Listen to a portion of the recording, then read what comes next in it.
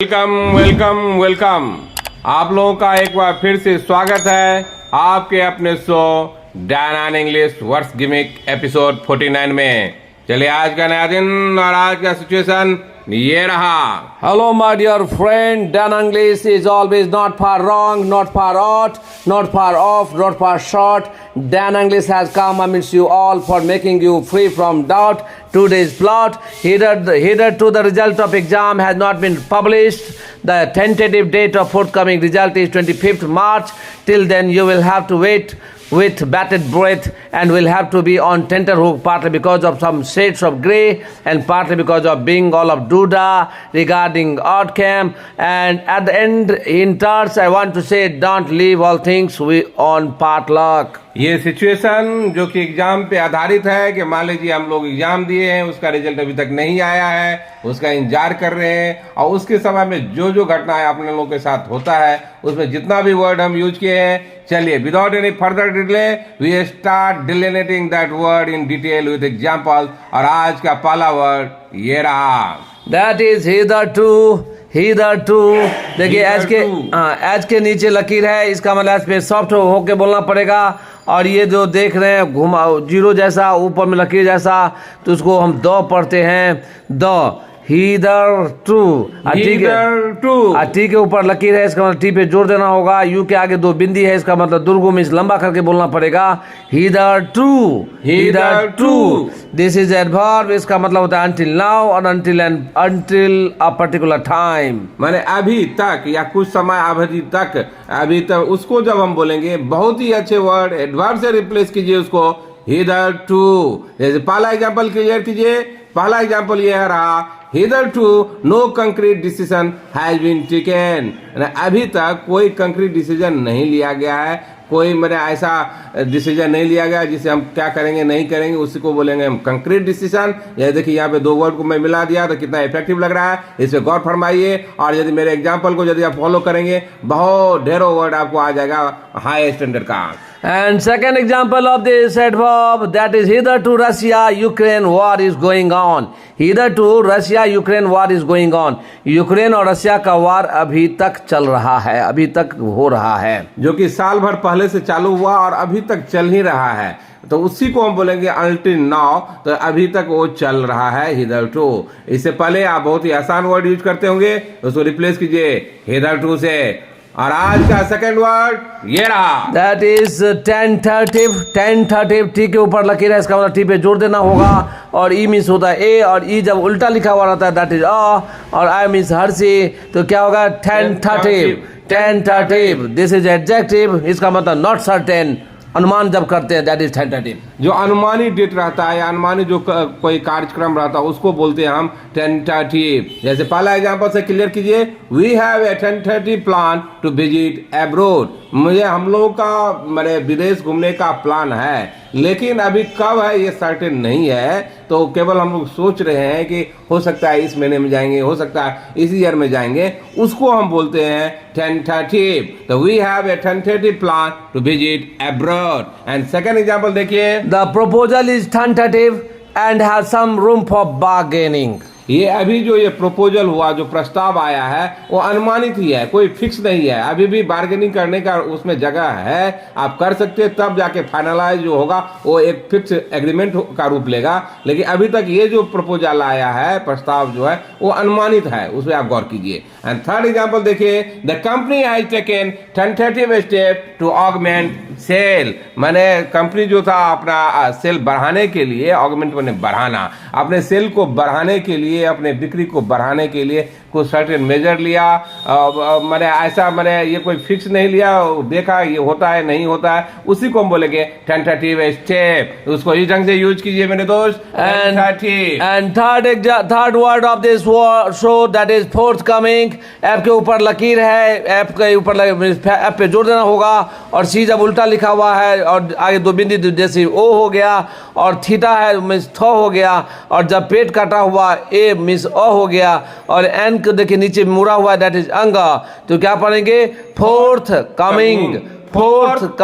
This is adjective, इसका मतलब होता है हैपनिंग सून, फोर्थ कमिंग, जो कि अभी होने ही वाला है, आने ही वाला है, उसको हम बोलते हैं forthcoming। जैसे पहला एग्जाम्पल से क्लियर कीजिए, so far I didn't receive any information regarding forthcoming meeting। मैंने जो आने वाला जो मीटिंग है, जो होने वाला है, जो कुछ ही समय में होने वाला है, लेकिन अभी तक मुझे कोई इन्फॉर्मेशन नहीं आया, मुझे कोई इन्फॉर्म नहीं किया, मुझे कोई सूचना नहीं है, उसी को हम बोलेंगे so far I didn't receive any information regarding forthcoming meeting। And second example of this adjective, he will declare retirement after playing forthcoming match। मान लीजिए कोई गेम खेल रहा हो, वो पहले से देखते होंगे कि पहले से बोल देता है कि ये मेरा जो अभी का जो मैच आने वाला है, ये पर्टिकुलर जो टूर्नामेंट होगा, ये मेरा लास्ट होगा, उसके बाद मैं रिटायरमेंट ले लूंगा। उसको जब हम बोलेंगे तो इस ढंग से आप यूज कीजिए, you will declare retirement after playing forthcoming match. इसका मतलब ये है कि जो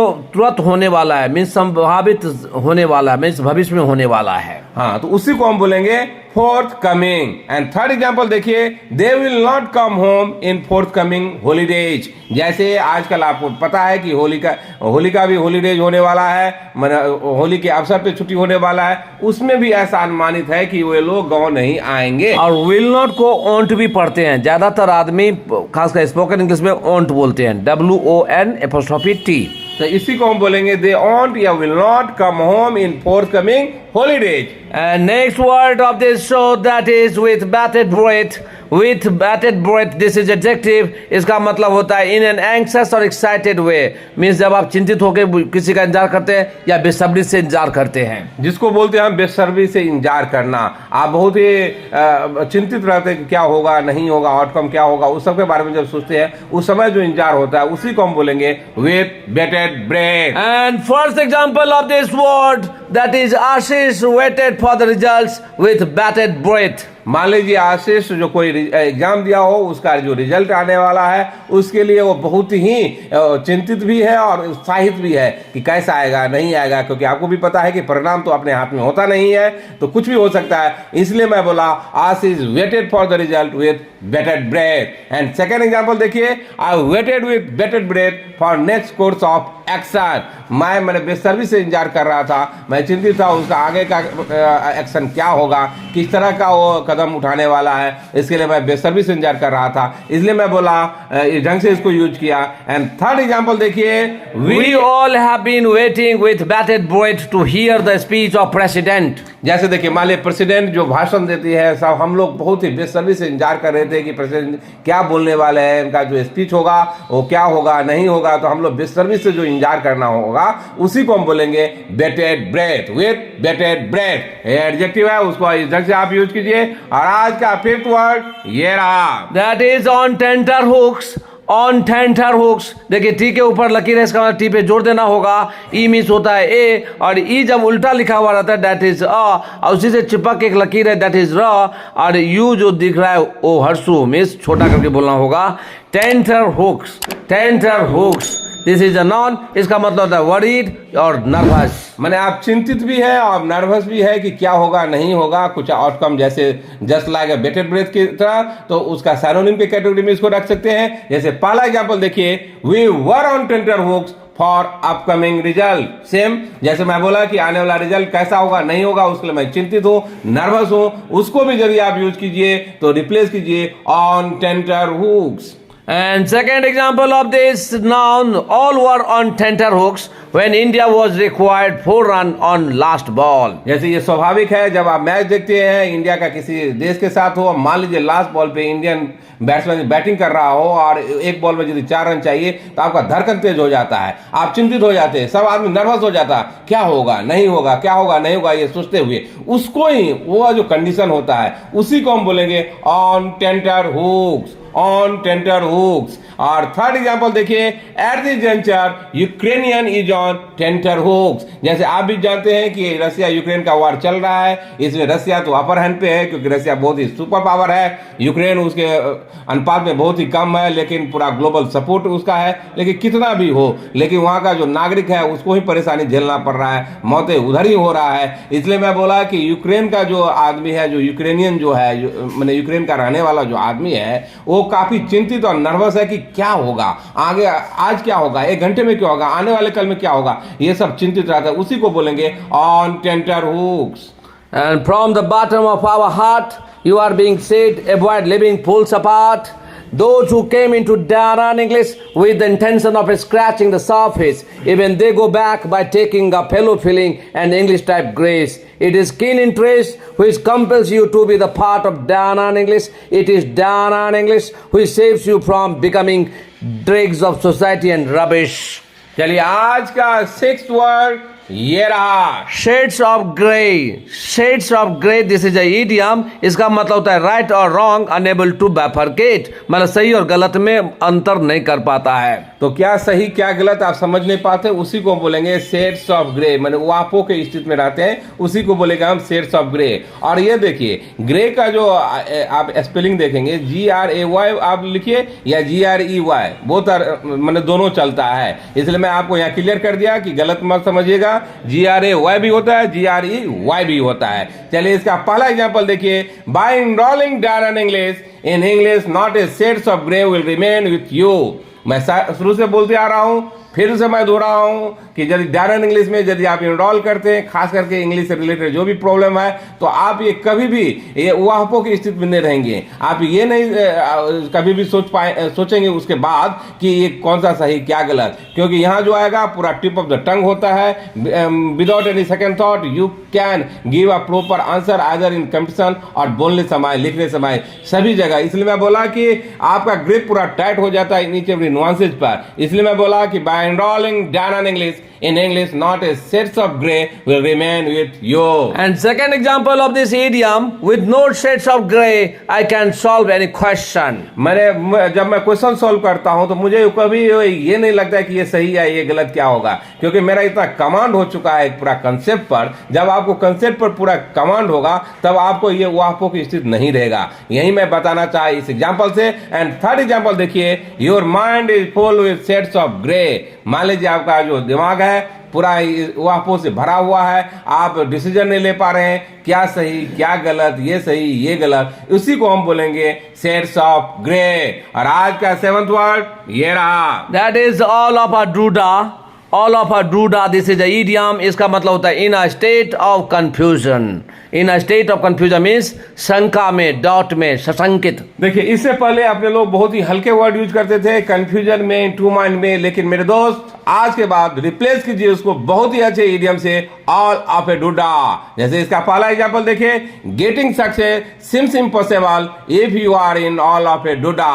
मैंने ये कहना है कि यदि आप कंफ्यूजन में रहेंगे तो सफलता पाना मुश्किल हो जाएगा. इसलिए मैं बोला कि getting success seems impossible if you are in all of a duda. And second example of this idiom, remaining in all of a duda is not good. माने आप कंफ्यूजन से यदि भरे हुए हैं, आप समझ नहीं पा रहे हैं मैं क्या करूं नहीं करूं, तो ये आपके लिए अच्छा नहीं है. उससे आप आगे निकलिए, उससे बाहर आइए. इसलिए मैं बोला कि बहुत देर तक या बहुत देर तक आप कंफ्यूजन में, वो भी आपके लिए अच्छी बात नहीं है. एंड थर्ड एग्जांपल देखिए. We have been all of a doodah because of not having electricity throughout night in my house. यदि मान लीजिए आपके घर में पूरा रात बिजली नहीं होगा, आप किस स्थिति में होंगे आप ही सोच सकते हैं. उसी को मैं एग्जांपल के थ्रू बताना चाहा कि हम लोग बहुत ही कंफ्यूजन में थे, क्या करें नहीं करें. अभी समर भी आ रहा है और ये समर है, थोड़ा सा गर्मी भी होने लगा, उससे भी ज्यादा मॉस्किटो का भी थोड़ा भय है. तो इसलिए मैं बोला we have been all of a doodah because of not having electricity throughout night in my house. Our name, our fame, and our income, these all are secondary. Your fluency, your speed, your writing, and your speaking indeed paramount. These are said by us genuinely. चलिए आज का 8th word ये रहा. That is stars. That is stars. देखिए 3 जैसा जो लिखा हुआ है वो हो गया अ, उससे चिपक के एक लकीर है, दैट इज र, और एस के ऊपर लकीर है जिसका मतलब एस पे जोर देना हो. नहीं लकीर नहीं है, लकीर नहीं है. Yes, that is terse. That is terse. This is adjective in a few words means संक्षेप में, कम शब्दों में. देखिए टर्स होता है संक्षेप में, जो आप मैंने बहुत ही कम सारांश जिसको बोलते हैं उसी को बोले हैं टर्स. जैसे पहला एग्जांपल देखिए. Whatever you want to say please say in टर्स. मान लीजिए आप कुछ हमको बताना चाह रहे हैं तो संक्षिप्त शब्दों में मुझे बताइए, कुछ ही शब्द में बताइए, क्योंकि मेरे पास ज्यादा समय नहीं है, मैं आपको समय ज्यादा नहीं दे पाऊंगा, इसलिए मैं बोला whatever you want to say please say in terse. And second example देखिए, he gave only terse remark on that occasion. मान लीजिए कोई ओकेजन था, कोई समारोह था, कोई पर्व था, उस ओकेजन पे कोई बड़े आदमी आए, उनको मैंने आदमी उत्सुक था कि कुछ ज्यादा कुछ बोलेंगे, लेकिन वो कुछ ही चंद शब्दों में कुछ बोल गए, तो उसी को मैं बोला he gave only terse remark on that occasion. And third example of this adjective, this is a very terse book containing only 100 pages. मान लिया कोई बुक है, किताब है जो कि केवल 100 पेजेस का है, आप क्या बोलेंगे, बहुत ही संक्षिप्त किताब है, बहुत ही मैंने केवल हाईलाइट जो करता है कुछ कुछ पॉइंट को, ऐसा ही लग रहा है ये बुक है, क्योंकि केवल 100 पेजेस बुक में है। इसको बोलेंगे टर्स इन फ्यू वर्ड। तो आप इसको यूज कीजिए। और आज का 9th वर्ड ये रहा, That is potluck. Potluck, P के ऊपर, पी के नीचे लकीर है, इसका मतलब पी को छोटा करके बोलना, सॉफ्ट करके बोलना पड़ेगा। ए के आगे 2 बिंदी है, इसका मतलब आ हो गया, और एल के ऊपर लकीर है, इसका मतलब एल पे जोर देना होगा। तो पढ़ेंगे potluck. Potluck. This is a noun, anything found by chance. तो इसको बोलेंगे हम पॉटलक। एग्जाम्पल देखिए, पहला example, spread yourself to think to get success instead of potluck. तो मैं ये बोलना चाह रहा हूं कि आप सक्सेस के लिए, सफलता के लिए आप कड़ी मेहनत कीजिए, आप दिन रात लगाइए, तभी आपको सफलता होगा। नहीं कि आप नहीं बोलते कि लक पे रहेंगे, भगवान के भरोसे रहेंगे, वो मत रहिए अपना ये। इसलिए मैंने आप ये सक्सेस जो है बाय चांस नहीं पाइए, अपने मेहनत से पाइए। इसलिए मैं बोला spread yourself to think to get success instead of potluck. And second example देखिए, it is potluck of Pakistan that it gets support from world Bank. जैसे आप जानते हैं कि पाकिस्तान कंगाली हालत में है, उसको कोई सपोर्ट नहीं कर रहा था, लेकिन तो अभी वर्ल्ड बैंक जो आया उसको सपोर्ट में आया। यही बोला वो भाग्यशाली आया अभी Pakistan, by grace of God he है, भगवान की दया से ही उसको इस समय भी सपोर्ट मिल गया। इसलिए मैं बोला it is potluck of Pakistan that it gets support from world bank. 10 times we said, still we are saying, throw caution to the wind, nothing will be will o' the wisp, pay heed on what is said by Dan on English. तो चलिए आज का situation, इसमें जितना भी word हम दिए थे पूरा डेलिनिएट कर दिए विथ एग्जाम्पल, बहुत ही सिंपल एग्जाम्पल दिए जिससे आपको रिलेट कर पाए। मैं आपसे यही गुजारिश करूंगा, यदि ये आपको ये शो अच्छा लगता हो please like it, subscribe it and share it. चलिए बिना देरी के एक बार फिर से सिचुएशन पढ़ देता हूँ। Hitherto, the result of exam has not been published. The tentative date of forthcoming result is 25th March. Till then, you will have to wait with bated breath and will have to be on tenterhooks, partly because of some shades of grey and partly because of being all of duda regarding outcome. At the end, in terms, I want to say, don't leave all things on potluck. चलिए आप इस पे work कीजिए, तब तक के लिए bye bye.